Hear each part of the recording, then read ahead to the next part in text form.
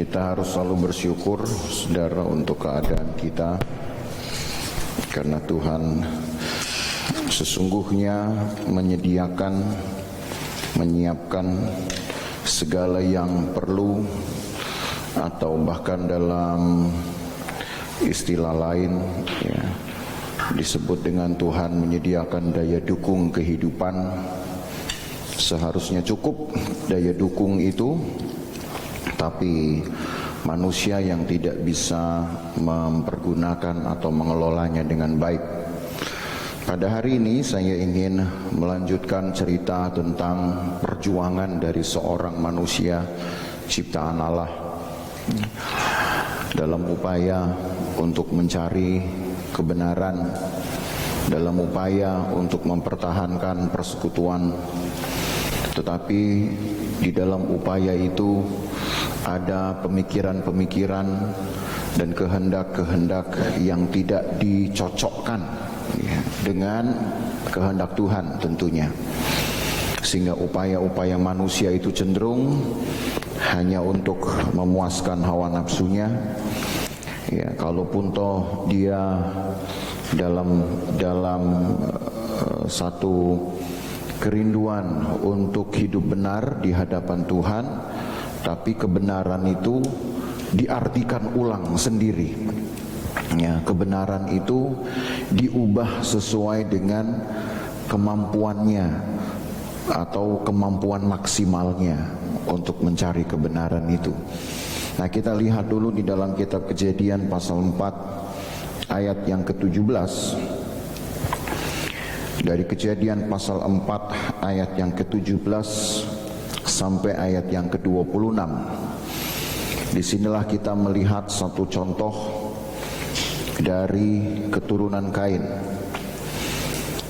Walaupun setelah pengisahan ini kita tidak lagi menemukan jejaknya ya, kita tidak lagi menemukan penelusuran lebih lanjut.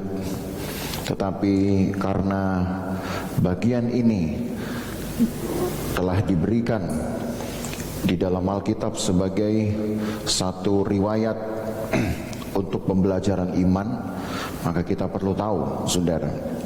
Kejadian 4 dari ayat 17, Kain bersetubuh dengan istrinya dan mengandunglah perempuan itu lalu melahirkan Henoch. Kemudian Kain mendirikan suatu kota dan dinamainya kota itu Henoch menurut nama anaknya. Bagi Henoch lahirlah Irad, dan Irad itu memperanakkan Mehujael. Mehujael memperanakkan Metusael. Metusael memperanakkan Lameh. Lameh mengambil istri 2 orang, yang satu namanya Ada, yang lain Zilah. Ada melahirkan Yabal, dialah yang menjadi bapa orang yang diam dalam kemah dan memelihara ternak. Nama adiknya ialah Yubal, dialah yang menjadi bapa semua orang yang memainkan kecapi dan suling. Zila melahirkan anak, yakni Tubal Kain, bapa semua tukang tembaga dan tukang besi. Adik perempuan Tubal Kain ialah Naamah. Berkatalah Lameh kepada kedua istrinya itu, Ada dan Zila, dengarkanlah suaraku, hai istri-istri Lameh, pasanglah telingamu kepada perkataanku ini. Aku telah membunuh seorang laki-laki karena ia melukai aku, membunuh seorang muda karena ia memukul aku sampai bengkak. Sebab jika Kain harus dibalaskan 7 kali lipat, maka Lameh 77 kali lipat. Adam bersetubuh pula dengan istrinya, lalu perempuan itu melahirkan seorang anak laki-laki dan menamainya Set, sebab katanya, Allah telah mengaruniakan kepadaku anak yang lain sebagai ganti Habel, sebab Kain telah membunuhnya. Lahirlah seorang anak laki-laki bagi Set juga, dan anak itu dinamai Enos. Waktu itulah orang mulai memanggil nama Tuhan. Uniknya, saudara, di dalam pengisahan ini pendek sekali, tetapi sudah dibedakan semacam 2 generasi yang beda kutub, yaitu generasi Kain yang berisi orang-orang yang hebat, Ya, secara profesi hebat. Kenapa hebat? Karena tadi saudara baca mulai dari ayat yang ke-21 atau dari ayat 20, anak-anak dari Lameh, generasi kelima dari Kain.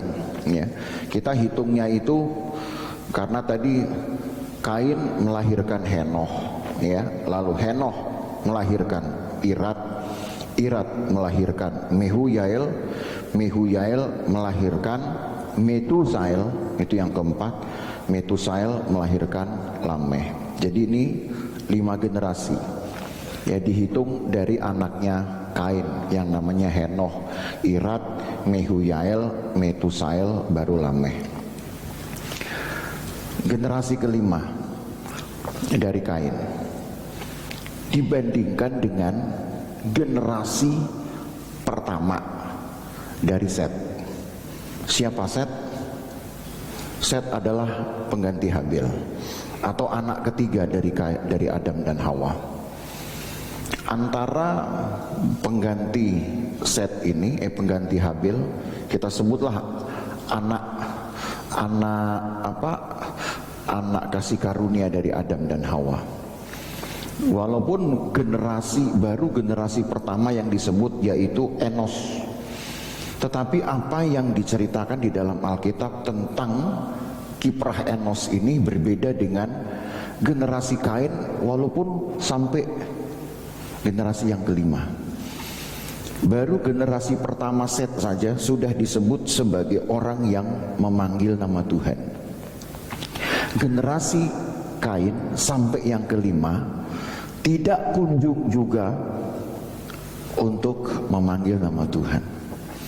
Yang ada malah arogansi, yang ada malah pamer kekuatan, yang ada adalah dendam. Jauh sekali dari kata memanggil nama Tuhan. Makanya saya katakan cerita ini pendek, tapi sudah dibuat 2 kutub, ya, 2 kutub yang membedakan antara benih yang dilahirkan oleh Hawa, Adam dan Hawa. Nah, lebih lanjut saya ingin saudara mengamati betul mengapa perbedaan ini sangat digariskan oleh pencerita Alkitab. Jadi saya selalu berkata kepada saudara, kalau membaca Alkitab itu jangan cuma sekedar pengen tahu ceritanya dan hasil akhir ceritanya, tapi cobalah memikirkan, merenungkan. Pertama, mengapa sih yang begini-begini harus diceritakan gitu. Sekalipun mungkin ceritanya tidak lengkap. Kalau dibuat lengkap, saudara, tentu Alkitab kita ini berseri. Ya, Alkitab yang setebel gini aja orang sekarang udah mulai sungkan bawa kan, apalagi kalau dibikin berseri. Ya, saudara bawa satu keranjang keranjang belanjaan, atau jangan-jangan bawa troli sekalian, isinya apa? Alkitab. Mau kemana? Mau ke gereja. Kok banyak buku ya? Alkitabnya orang Kristen ini berjilid-jilid masalahnya. Kenapa? Lengkapnya minta ampun. Yang segini aja orang udah segen bawanya sekarang. Apalagi kalau dibuat berjilid-jilid, nggak tahu lagi deh. Jadi munculkan di dalam pikiran kita, ya, di dalam benak kita, kenapa cerita-cerita ini seperti tanggung, ya, tanggung, ceritanya itu tanggung, kok nggak tuntas banget. Tapi itu selalu ada maksudnya, karena semua yang dicantum di dalam Alkitab ini bukan hanya untuk memenuhi spasi saja, ada maksudnya sekalipun ceritanya tanggung. Nah, ini masuk di dalam cerita yang tanggung. Tahu-tahu muncul generasi kelima dari Kain. Yang dimunculkan hanyalah arogansi. Tiba-tiba 2 ayat terakhir menyinggung cerita tentang keturunan dari adiknya Kain yang namanya Set. Baru 1 generasi saja. Nah, saudara harus menangkap apa maksud dari penutur kisah dalam hal menuturkan kisahnya.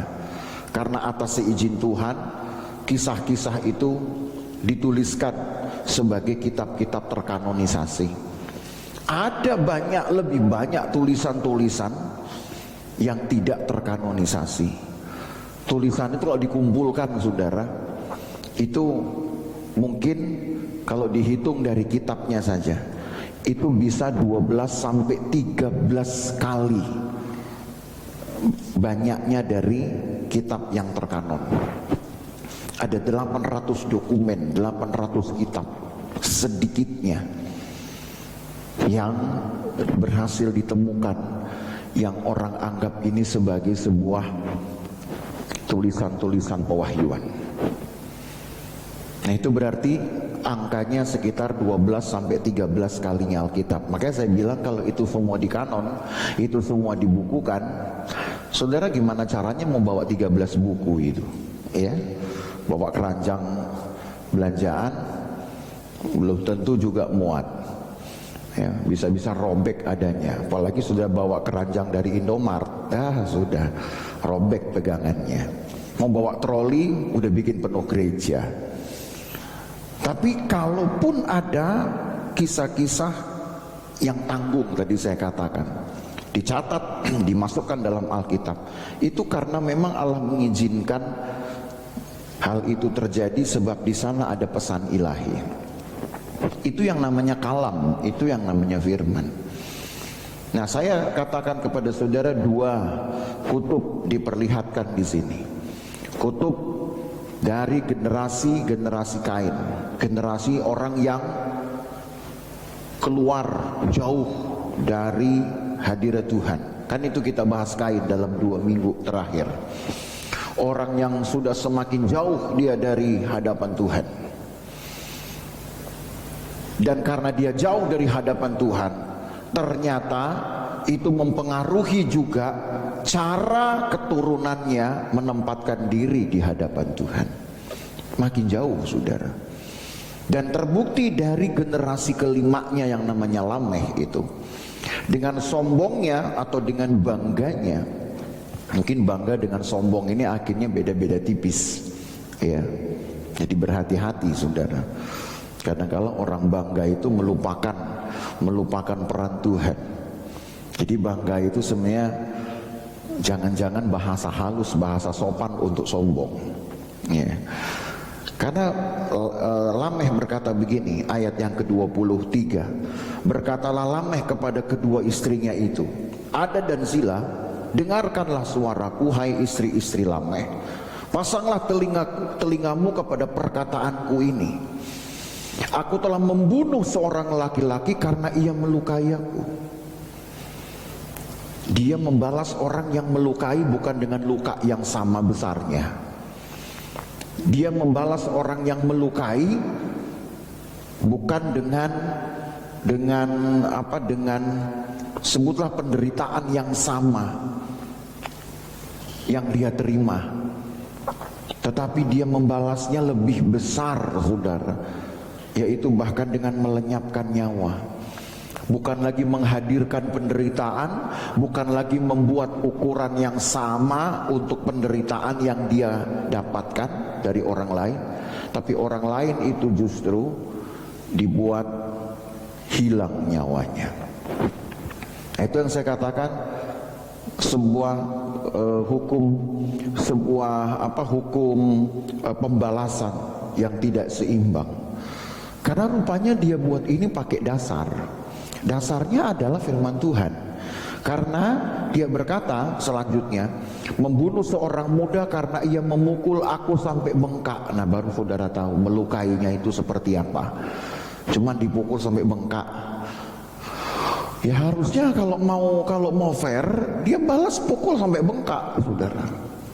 Ini enggak, dia bunuh orang itu. Karena dasarnya ayat yang ke-24 dia bilang, sebab jika Kain harus dibalaskan 7 kali lipat, maka Lameh 70 kali 7. Coba itu, nggak ada firman Tuhan ini. Dia buat satu definisi sendiri, dia buat satu batasan sendiri tentang Kain yang harus dibalaskan 7 kali lipat. Itu ada ayatnya. Kalau saudara mundur ke masih di pasal 4 saudara ya, ayat yang ke-13. Ini ketika Tuhan berusaha untuk memberi perlindungan kepada Kain, karena Kain takut kalau ada orang yang akan membalaskan kejahatannya kepada Habil. Ya kan, itu ayat yang ke-13 berkata, kata Kain kepada Tuhan, hukumanmu itu lebih besar daripada yang dapat kutanggung. Engkau menghalau aku sekarang dari tanah ini, dan aku akan tersembunyi dari hadapanmu, seorang pelarian dan pengembara di bumi. Maka barang siapa yang akan bertemu dengan aku tentulah akan membunuh aku. Lalu ayat 15, firman Tuhan kepadanya, sekali-kali tidak, barang siapa yang membunuh Kain akan dibalaskan kepadanya 7 kali lipat. Ada firman Tuhan tentang janji perlindungan Tuhan kepada si Kain ini. Saudara kan masih makan mikir dengan cepat, orang sebrengsek Kain kok dipelihara Tuhan segini hebatnya.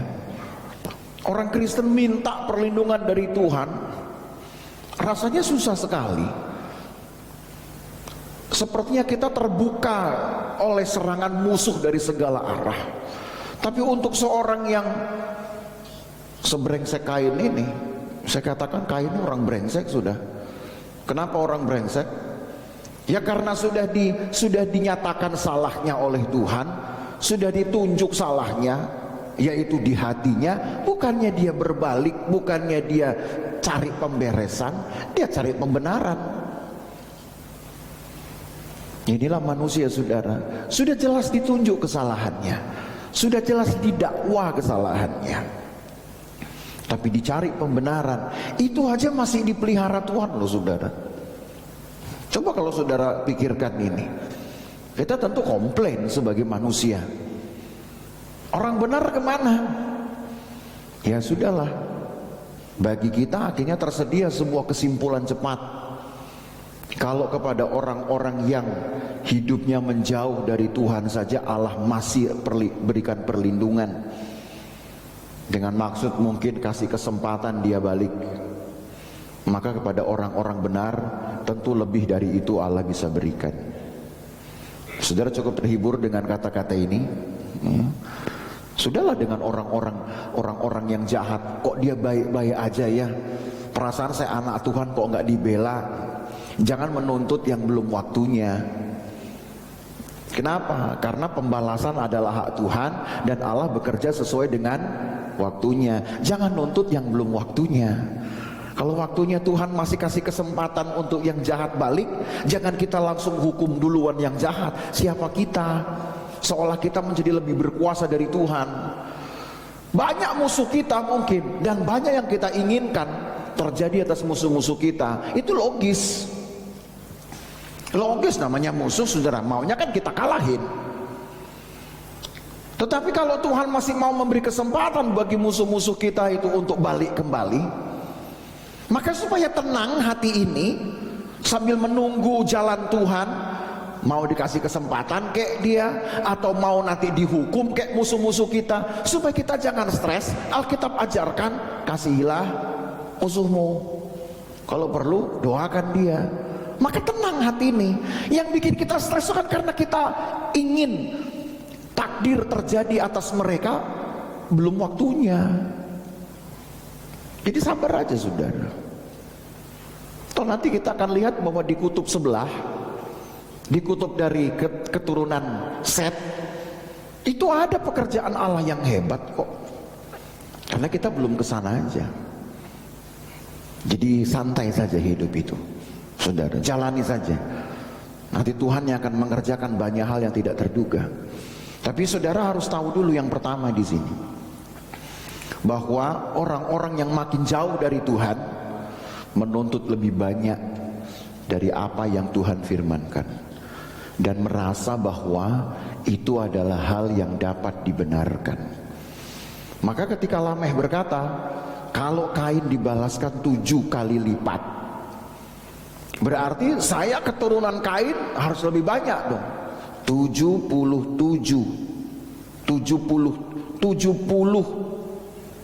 77 kali lipat. 77 kali lipat. Coba itu saudara, dari 7 menjadi 77. Berarti ini sudah 11 kali lebih besar. Besarannya itu sudah 11 kali lebih. Tuntutannya sudah lebih dari angka sempurna ini. Dan itu menunjukkan bahwa orang-orang yang menjauh dari Tuhan, kan yang Kain sendiri bilang tadi kan, aku ini sudah tersembunyi dari hadapanmu. Sudah tersembunyi dia saudara, sudah menghilang dia. Maka seharusnya menjadi tanggung jawab dari generasi-generasi awal untuk dapat mengembalikan keturunannya itu kepada jalan yang benar. Itu sebabnya kalau saya bawa dulu saudara kepada satu perenungan Paulus, dari situ kita tahu mengapa kondisi ini terjadi. Kitab Roma pasal pertama, apa yang Paulus bilang ini saudara adalah hasil dari perenungan dan juga pengalaman hidupnya, karena dia juga pernah menjadi orang brengsek dulu. Walaupun dia orang terpelajar, tetapi dia pernah menggunakan kekuasaannya untuk melakukan hal yang dia pandang benar. Itu sebabnya dia bisa berkata-kata dengan lengkap tentang satu fenomena yang terjadi seperti halnya di dalam era zaman purbakala. Coba kita lihat Roma pasal 1 dari ayat yang ke-18. Walau cukup panjang ayat-ayat ini. Sebab murka Allah nyata dari sorga atas segala kefasikan dan kelaliman manusia yang menindas kebenaran dengan kelaliman. Menindas kebenaran dengan kelaliman, Allah yang akan membalaskan. Jadi tetaplah jadi orang benar, dan bersyukurlah kalau saudara ditindas sebagai orang benar, karena nanti Allah yang akan menghukumnya dari sorga. Kan selesai itu. Tidak perlu kita yang mengingat-ingatkannya. Ayat yang ke-19. Karena apa yang dapat mereka ketahui tentang Allah nyata bagi mereka, sebab Allah telah menyatakan kepada mereka. Sebenarnya di dalam pengalaman hidup manusia itu, orang harusnya merenungkan sesuatu itu pasti akan berkaitan dengan Tuhan. Itu maksudnya. Ditolongnya kita dari masa kritis, diubahnya hati kita tiba-tiba dari keadaan yang membenci, tiba-tiba kok jadi sayang misalkan. Itu pekerjaan Tuhan loh saudara. Yang harusnya marah jadi nggak bisa marah, itu Tuhan yang kerjakan sebenarnya. Jadi apapun dalam pengalaman manusia, menyenangkan atau tidak menyenangkan, harusnya bisa mengkaitkannya dengan Tuhan. Itu maksud ayat 19. Ayat 20. Sebab apa yang tidak nampak daripadanya, yaitu kekuatannya yang kekal dan keilahiannya, dapat nampak kepada pikiran dari karyanya sejak dunia diciptakan, sehingga mereka tidak dapat berdalih. Ada kekuatan-kekuatan Allah saudara yang masuk di dalam kerangka apa yang disebut dengan stabil. Stabil ini yang nanti orang akan cari jadi pegangan. Karena dunia ini tidak stabil, selalu berubah. Pikiran kita juga tidak stabil karena selalu berubah. Hati kita tidak stabil karena selalu berubah. Rezeki juga tidak stabil karena bisa berubah. Uang di dompet pun tidak stabil karena pasti berkurang. Begitu. Masa iya di situ nambah sendiri dia? Masa di situ dia nggak berkurang, yang nggak usah dipakai. Itu logis. Tapi pasti ada prinsip yang tidak berubah yang bisa kita pegang. Nah itu dulu dicari oleh orang-orang berhikmat pada masa sebelum Yesus. Bahkan 3 abad sebelum Yesus sudah banyak para pemikir-pemikir kebijaksanaan, pemikir-pemikir sofistik namanya, mencari cara untuk bahagia itu bagaimana. Karena hati saya nggak berubah, tapi bahagia itu gimana? Dicarilah kemudian yang paling pasti, yang paling stabil. Nah hukum itu disebut yang paling stabil. Dalil-dalil, ajaran-ajaran, norma-norma itu disebut yang paling stabil, yang bisa jadi pegangan di dalam dunia yang berubah. Jangan berbuat ini, ya sekali jangan, tetap jangan. Kalau dilakukan pasti nanti ada kekacauan. Itu sebabnya orang-orang dulu menganggap yang namanya hukum itu stabil, yang bisa jadi patokan di dalam dunia yang tidak stabil. Lalu datangnya dari mana hukum itu? Ya datang dari orang-orang yang berhikmat, yang Tuhan kasih mungkin semacam kemampuan untuk membuat semacam rumusan-rumusan. Biasanya mereka nanti akan membuat itu melihat juga sesuatu stabil yang lain. Apa itu? Yaitu yang disebut dengan kekuatan-kekuatan yang menghasilkan benda-benda bisa bergerak. Nah, di dalam pemikiran orang Yahudi itu yang dikenal dengan Taurat. Karena Taurat itu sendiri adalah sang firman, adalah Allah, dan hanya dialah yang betul-betul stabil, betul-betul yang disebut dengan transenden. Itu kata bahasa orang belajar, yang stabil, yang tidak bisa diubah, yang bisa menjadi pegangan bagi dunia yang selalu berubah. Kalau perlu, yang stabil ini bisa mengubahkan keadaan malah. Nah, hanya orang Yahudi yang punya pemikiran itu, saudara. Kalau orang Yunani cuman berkata cukup yang stabil cari, supaya nanti kita yang gak stabil bisa pegang, jadi kita gak akan terombang-ambing. Tapi di dalam pemikiran Kristen, yang stabil ini bahkan bisa mengubah yang tidak stabil menjadi stabil, bisa mengubah hati kita bahkan untuk menjadi baik kembali. Itu perbedaannya. Tapi sudah begitu pun pemikiran yang sudah canggih ini, masih banyak orang yang belum bisa ketemu dengan Tuhannya. Unik kan? Makanya kita teruskan pembacaan di ayat yang ke-21.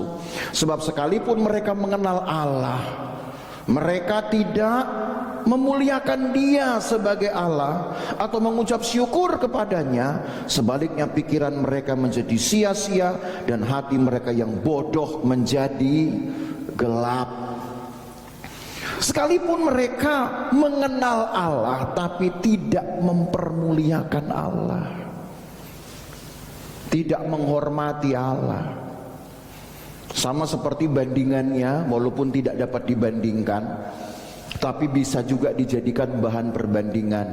Kita bisa mengenal orang-orang yang masuk dalam kategori pembesar, seorang pemuka, baik itu pemuka masyarakat, pemuka agama, pemuka politik.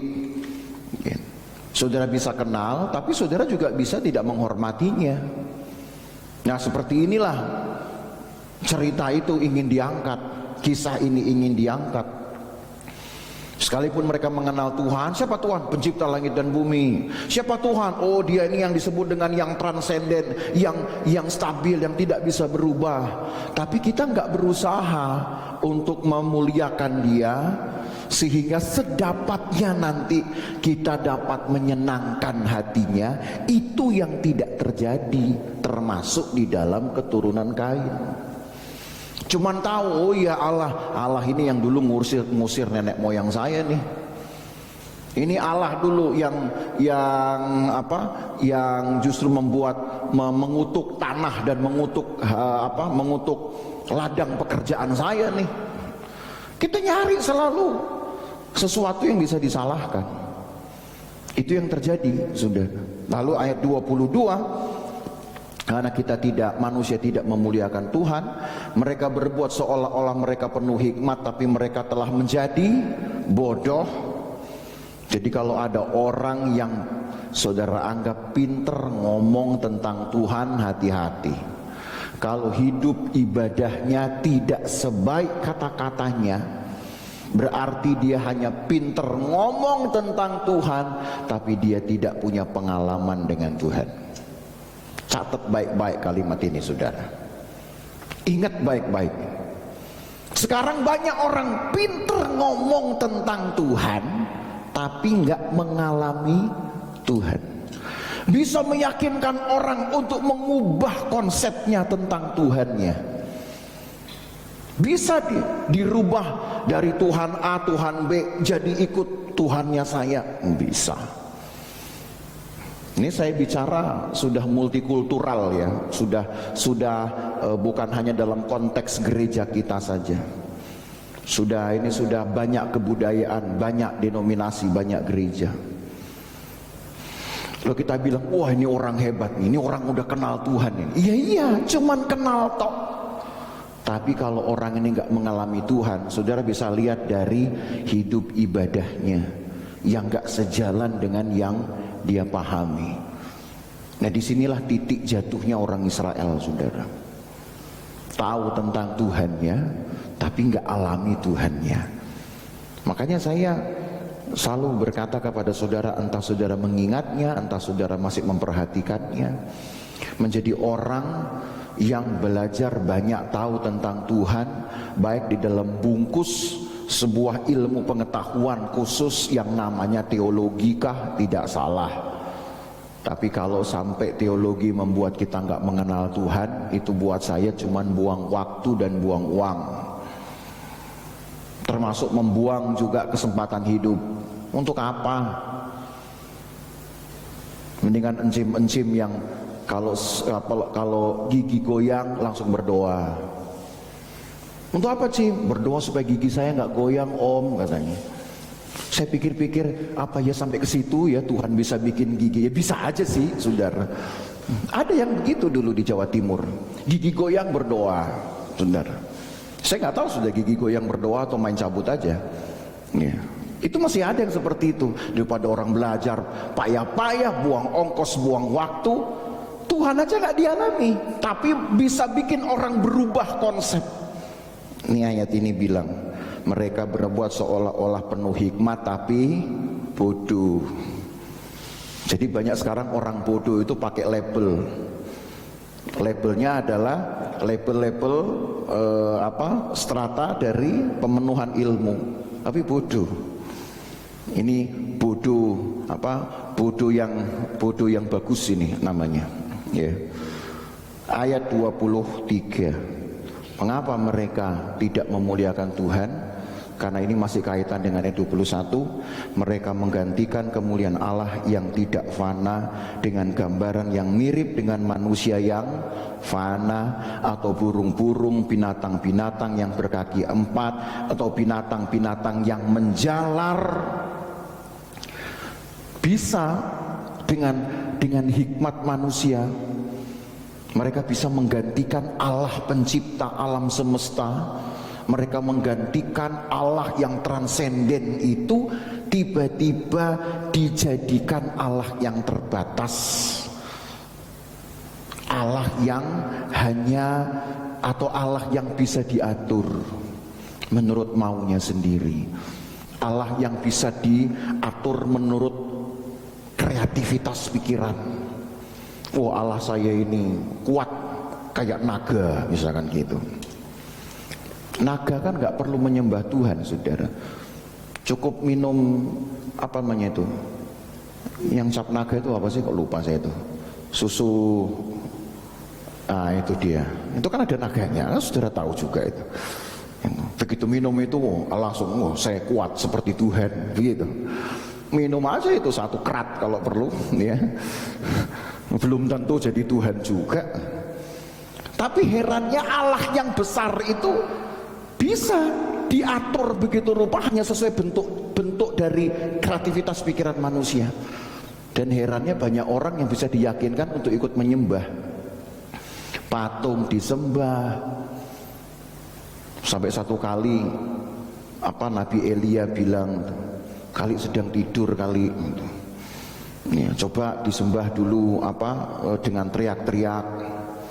Nabi siapa itu? Yesaya atau Yeremia berkata, wah itu di patungmu itu ada ulet, kesian itu, dia nggak bisa ngeluarin uletnya sendiri. Allah yang berdiam diri, tapi kita yang capek-capek untuk menyembah Tuhan, itu lebih dipilih manusia. Kenapa? Karena kalau Allah pencipta alam semesta itu sudah mewakilkan dirinya dengan hukum-hukum, itu sulit sekali kita mau lakukan. Banyak larangan. Hidup manusia ini banyak larangan. Jangan begini, jangan begitu, harus begini, harus begitu. Betul ya, saudara? Dan semakin orang berkuasa, semakin banyak larangannya, makin banyak aturannya. Semakin tidak berkuasa kita atau semakin rakyat jelata, makin banyak kemudian tuntutannya. Mesti ini, bayar itu, mesti bikin ini, bikin itu. Susah. Mari kita cari Allah yang bisa menyenangkan hati kita, ya sesuai yang kita mau. Jadilah kemudian ayat 23 ini. Dan saya yakin itu yang terjadi kemudian pada keturunan Kain, yaitu si Lameh ini. Kemana Kain? Dalam proses mewariskan ajaran. Kemana Kain? Ini kan sebuah warisan, saudara. Wasiat bukan hanya soal wasiat tanah, tapi wasiat tentang pekerjaan Tuhan. Kalaupun Kain pernah merasakan dipahitkan karena Tuhan usir dia, tersembunyi dari hadapan Tuhan, kan harusnya dia mengukur itu dengan yang dia buat sebelumnya. Atau minimal kalau dia dianggap terlambat, seandainya ini ya, seandainya kalaupun dia dianggap terlambat untuk kembali, kan dia bisa turunkan ajaran itu kepada Henoh anaknya, supaya Henoh anaknya menurunkan kepada Irat anaknya, cucunya Kain. Irat menurunkan lagi kepada Mehuyael anaknya. Mehuyael menurunkan lagi kepada Metusael. Baru setelah itu kepada Lameh. Kan itu. Apa ya sih seorang bapak atau seorang ibu lahirin anak, nah kamu hidup saja nanti, jalani aja hidup masing-masing, benar baik terserah kamu jadi orang baik, papa diem, jadi orang jahat, papa maklum gitu. Ada kayak gitu? Kan enggak tuh. Pasti kan kita ajari yang baik, karena diajari yang baik, yang tidak baik aja masih bisa mempengaruhi, saudara. Pertanyaannya kemana ini Kain? Sampai muncul generasi yang kacau balau begini. Sombong banget dia, sudah bisa membalas orang 77 kali dari yang diperlakukan kepadanya. Makanya dipukul sampai bengkak aja dia malah bunuh. Jadi kalau saudara nanti dipukul sampai bengkak, kira-kira apa yang saya buat ya? Wah, firman Tuhan bilang dipukul sampai sampai bengkak antara dua, tampar pipi kiri kasih yang kanan gitu. Wah, kalau gitu berarti dibengkain yang satu, bengkain yang lain sekalian. Atau pakai rumusnya Lameh, balas 70 kali, 77 kali. Itu nanti yang akan memekaruhi hidup saudara. Cara saudara menerima sebuah perlakuan orang lain di dalam hidupmu, itu yang akan menentukan sebenarnya nanti sikap hidup saudara, nilai ibadah saudara. Itu yang menentukan. Mau keluar masuk gereja, tapi kalau mulut ini masih nyumpahin orang, saudara, saudara kan nanti dinilai orang gimana coba? Ini di gereja dia ngapain ya? Jangan-jangan di gereja ini dia udah ngelamun, jangan-jangan di gereja itu mungkin dia pelang numpang adem gitu. Dikoreksi loh saudara yang kayak gini-gini. Karena orang nanti kan ngebaca. Ini keras perasaan ini orang-orang gereja, saya tahu nih dari 10 tahun lalu. Apalagi yang khotbah itu, wah ngasih khotbah itu sudah dengan pengetahuan Alkitab, nggak cuman sekedar kata-kata untuk membangun encouragement, nggak cuman itu kan. Orang kan tanya-tanya, ini kemana ini, masuk telinga satu keluar telinga yang lain, karena hati nggak berubah juga. Jangan-jangan kita beribadah itu ya seperti tadi alasannya, atau lebih banyak lagi alasannya. Hal ini saudara ditulis oleh Paulus dari pengalamannya.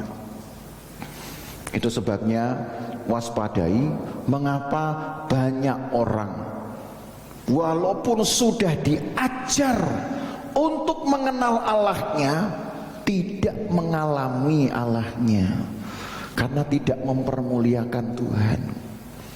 Jadi mempermuliakan Tuhan itu bukan kemudian saudara sederhanakan dengan kalimat Tuhan saya memuji Engkau, nyanyi aku permuliakan Tuhan, gitu ya. Ada kan lagi itu.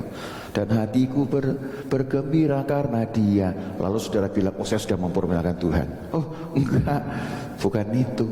Kata mempermuliakan Tuhan itu cakupannya satu, menyerahkan hidup kepada Tuhan. Itu dia.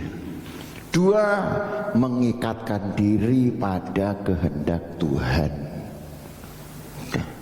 3, tetap melakukan perintah Tuhan, menerima amanat Tuhan dan tetap melakukannya. Itu 3 cakupan itu saudara harus penuhi. Itu baru kata mempermuliakan Tuhan. Jadi bukan dengan mulut saja atau banyaknya kata-kata, bukan dengan menghitung banyaknya mimbar. Saya sudah berkali-kali bersaksi menggunakan mimbar untuk bersaksi tentang perbuatan Tuhan. Itu belum bisa disebut dengan mempermuliakan Tuhan. Karena tadi kan saya katakan banyak orang yang tahu Tuhan, merasa mengenal Allah, bahkan bisa mengubah pendirian orang, tapi nilai ibadahnya tidak cocok dengan perkataannya. Nah, saya ingin mengajar saudara supaya saudara dinilai oleh orang bukan hanya sekedar yang kenal Tuhan, tapi mengalami Tuhan. Gitu. Bagaimana caranya mengalami Tuhan, mempermuliakan Tuhan? 1, menyerahkan hidup kepada Tuhan. Artinya apa itu? Tuhan, ini hidup, ini punyamu. Saya menjalankan apa yang Tuhan sudah perintahkan. Apa perintah Tuhan? Kelola pekerjaan, kelola bisnis dengan baik. Kan Adam dikasih kelola Taman Eden, kerjaannya sudah ada. Apalagi saudara sudah bisa mengusahakan modalnya, tinggal dikelola. Kelolalah. Nah, dari pengelolaan itu berkat Tuhan muncul. Seneng kan saudara? Tapi kalau nggak dikelola, ya dari mana berkat Tuhannya datang? Ya. Pengelolaan itulah sebenarnya jalan rezeki masuk. Itu 1 kan, bicara soal menyerahkan hidup. Pokoknya saya sudah jalankan hidup saya. Yang kedua, pokoknya saya ini masih dengan masih dalam hal melakukan perintah Tuhan. Oh, saya tahu bahwa ini yang benar, lakukan. Ini yang baik, lakukan. Ini yang jahat, saudara jauhkan diri. Nah, hal seperti itu saudara masuk di dalam kategori menyerahkan hidup kepada Tuhan namanya. Mengikatkan diri kepada kehendak Tuhan yang kedua. Kalau Allah berkehendak, Allah ingin dalam hati kecilmu, Tuhan ingin untuk mengampuni orang, ampuni. Wah, saya nggak sanggup Tuhan, terlalu sakit. Nggak apa-apa. Sakit itu perlawanan. Sakit itu perlawanan. Sama seperti kita mau dimasukin obat, pasti ada sakitnya. Lawan saja. Kalau tidak, nanti hidup kita yang jadi salah. Nah, saya mau tunjukkan kepada saudara kesalahan-kesalahan itu dalam kitab Yakobus. Mari kita ke kitab Yakobus. Kalau tadi ini kan versinya Paulus di kitab Roma. Nah, sekarang saya kasih tunjuk kepada saudara versi dari surat-surat yang lain, surat-surat yang bukan ditulis oleh Paulus. Di dalam Yakobus pasal yang keempat. Ayat ini perlu menjadi perenungan kita. Yakobus pasal yang keempat.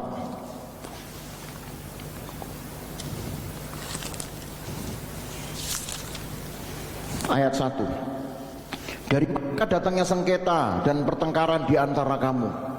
Bukankah datangnya dari hawa nafsumu yang saling berjuang di dalam tubuhmu? Nah, itu jelaskan ya. Kamu mengingini sesuatu tapi kamu tidak memperolehnya, lalu kamu membunuh. Ya, sama kayak Lameh tadi. Ingin menguasai orang, justru yang mau dikuasai malah bikin dia bengkak-bengkak. Tapi bukan kemudian dia cari strategi untuk menguasai orang itu, malah justru dia akhiri hidupnya. Kan harusnya kalau orang berpikiran baik, kan kita cari cara gimana caranya dia bisa saya kuasai. Walaupun dia pernah mukul saya, tapi saya nanti jadikan dia pesuruh saya. Wah, itu baru orang top itu saudara. Orang yang tadinya musuh, saudara bisa jadikan kaki tangan, itu luar biasa. Itu tantangan itu.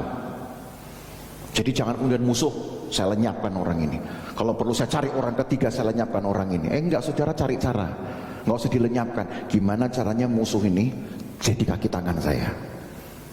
Ini ayat ini kasih sebenarnya satu peluang ke sana. Maka kita baca terus. kamu ingini sesuatu, ya kita lanjutkan lagi ya, kita baca lagi, tapi kamu tidak memperolehnya, lalu kamu membunuh. Kamu iri hati, tapi kamu tidak mencapai tujuanmu, lalu kamu bertengkar dan kamu berkelahi. Kamu tidak memperoleh apa-apa karena kamu tidak berdoa. Ngurusin hawa nafsu tok itu yang membuat kita menjadi kehilangan kesadaran, kehilangan pikiran sehat untuk berdoa. Karena ayat 3, atau kamu berdoa juga tapi kamu tidak menerima apa-apa karena kamu salah berdoa, sebab yang kamu minta itu hendak kamu habiskan untuk memuaskan hawa nafsu. Yang ngurusin hawa nafsu itu bahaya loh saudara. Iri hati, habis karena iri hati kemudian apa? Tidak mencapai tujuan gitu. Makanya ada orang bilang iri hati itu artinya keinginan yang tidak kesampaian. Maka iri hati, kok dia bisa dapat ya, jadi orang Kristen baru kok tiba-tiba dia bisa ganti-ganti semua. Wah, kadang-kadang orang Kristen gitu, berkat itu sudah dinilai dengan materi. Baru tiga bulan jadi anak Tuhan, kok tiap minggu ganti HP. Saya sudah 3 tahun jadi anak Tuhan, HP-nya itu melulu. Ya nggak usah mikir negatif, siapa tahu memang dia jualan HP saudara. Hati-hati, mau ganti tiap hari kan bukan. Bisa-bisa namanya jualan HP kok ya. Wah, ini orang baru jadi anak Tuhan 6 bulan, tiap bulan ganti motor. Ya, siapa tahu dia jualan motor ya. Nggak usah terlalu dirisaukan. Ngurusin hawa nafsu itu membuat saudara kehilangan akal sehat untuk berdoa. Percaya kan ayat ini yang bilang harusnya apa-apa berdoa dulu, kita jadi batalkan itu karena apa? Ngurusin hawa nafsu.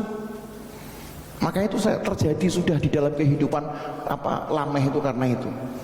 Kalau seandainya Kain meneruskan legacy ini ya, lebih ngurusin warisan tentang hilangnya dia dari hadirat Tuhan, lalu diajaklah keturunannya, yuk kamu sekarang dekat sama Tuhan karena opamu ini udah pernah alami kehilangan hadirat Tuhan kayak apa. Itu jadi bagus pasti, percaya saya. Karena dari pengalaman pahit toh, kalau dia turunkan itu, jangan sampai kayak opa ya, jangan sampai kayak buyutmu ini ya, yang sempat dibuang oleh Tuhan. Ayo kamu harus dekat-dekat sama Tuhan. Nggak akan ada yang lameh-lameh kayak begini. Tapi karena ngurusin hawa nafsu, hilang semua pikiran sehat kita untuk bersekutu dengan Tuhan. Hilang semua yang baik, hilang semua saudara. Yang ada yaitu makin jauh kita dari pemeliharaan Tuhan.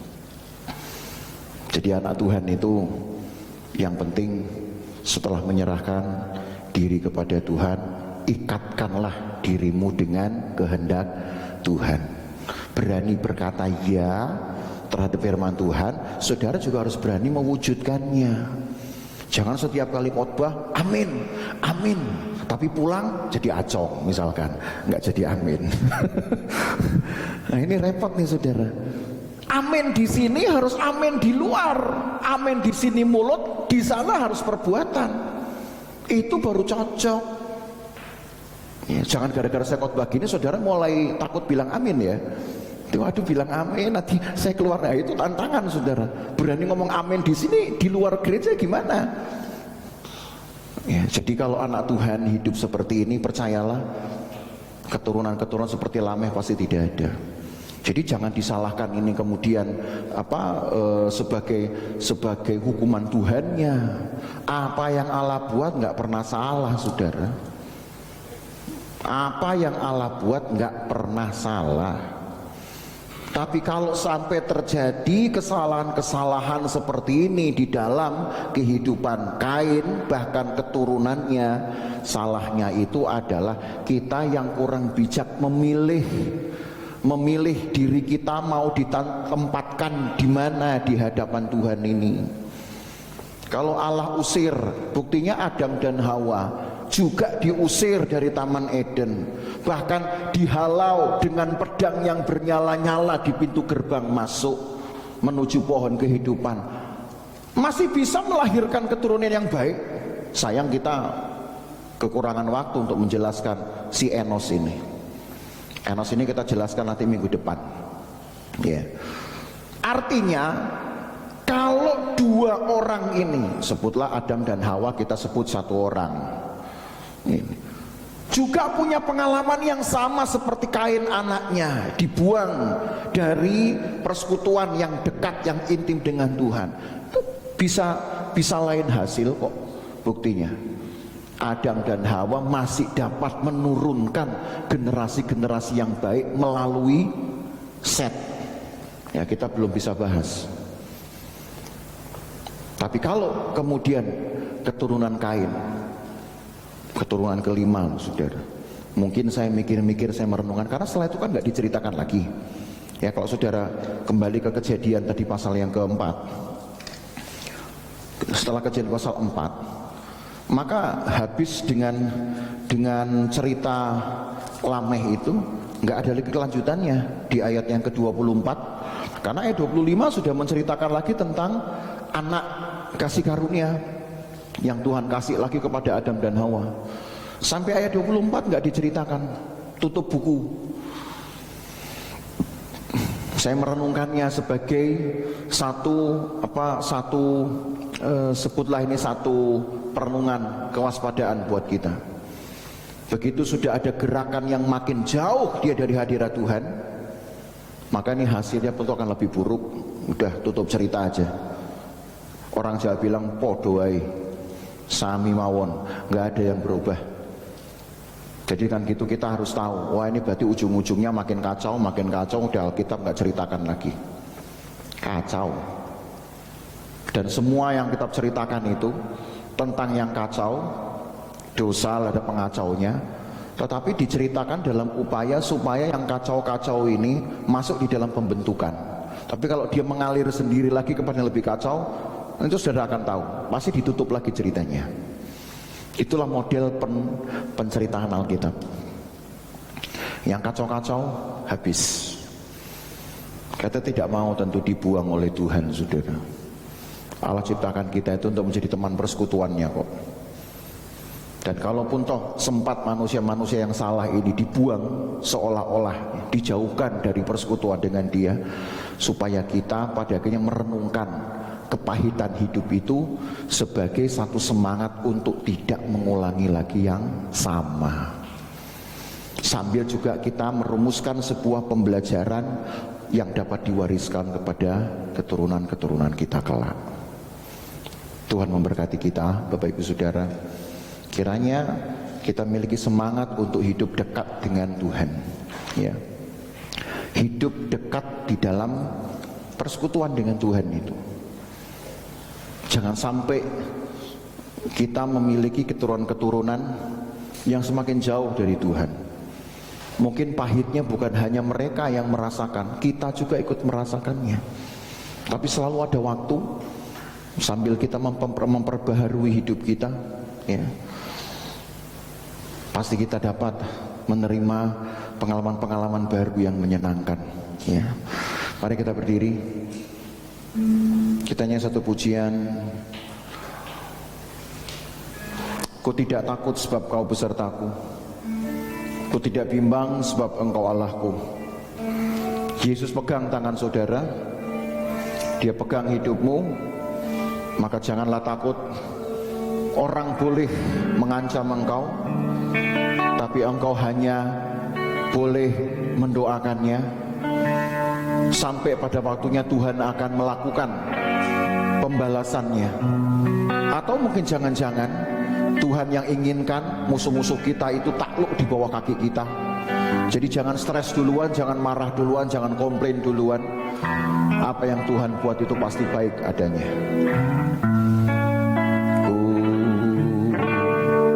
Ku tidak takut,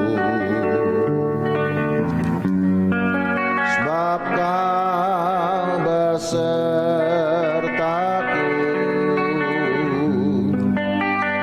Ku tidak bimbang, sebab engkau Allahku.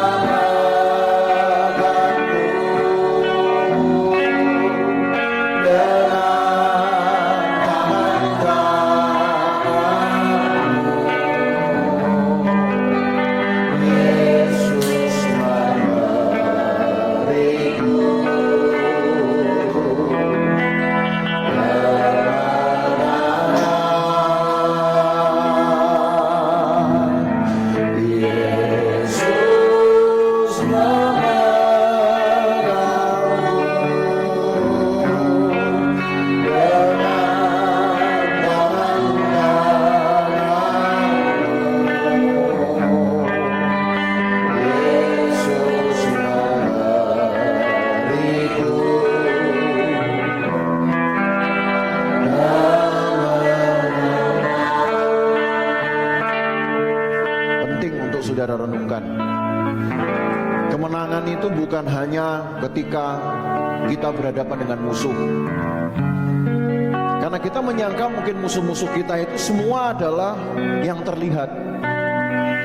Tapi Alkitab bilang bahwa musuh yang paling berat itu adalah musuh yang tidak terlihat.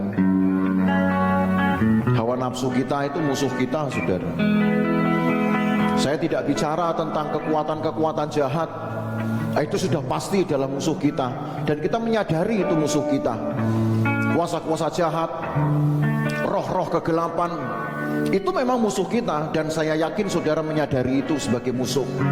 Tapi yang tidak kita sadari seringkali adalah musuh-musuh lain yang tidak kelihatan. Bukan cuma roh-roh gelap, hawa nafsu, ingin membalas, dan semua hal yang saudara tuntut lebih cepat daripada kehendak Tuhan, itu pun adalah musuh-musuh kita. Maka artinya kemenangan itu diperlukan di setiap detik dari perjalanan hidup kita. Tidak ada yang bisa menolong kita, saudara, kecuali Tuhan. Karena kalau orang pun bisa kita ajak cerita, bisa kita tuntut untuk mengerti dan mungkin membantu kita, mereka hanya sekedar memberi bantuan sesuai dengan kekuatan mereka. Ada masanya mereka juga akan berhadapan dengan musuh. Mereka sibuk untuk mengurusi musuh mereka. Mereka lupa dengan saudara, mereka lupa dengan kita. Tapi Allah, Dia selalu ada untuk kita, saudara. Itu sebabnya Alkitab berkata, jangan sampai hawa nafsu kita ini yang membuat doa-doa kita terlupakan. Terlalu sibuk kita ngurusi hawa nafsu, kita lupa ada sarana Allah supaya Dia bisa hadir dan melakukan hal-hal besar di dalam hidupmu. Yakinlah bahwa kalau engkau hidup mendahulukan persekutuan dengan Tuhan, segala sesuatu yang terjadi dalam hidupmu, di dalam rumahmu, keturunanmu, semuanya aman dan semuanya akan menyenangkan kita dan menyenangkan Tuhan. Yesus memegangku dengan tangan kananmu. Yesus memberiku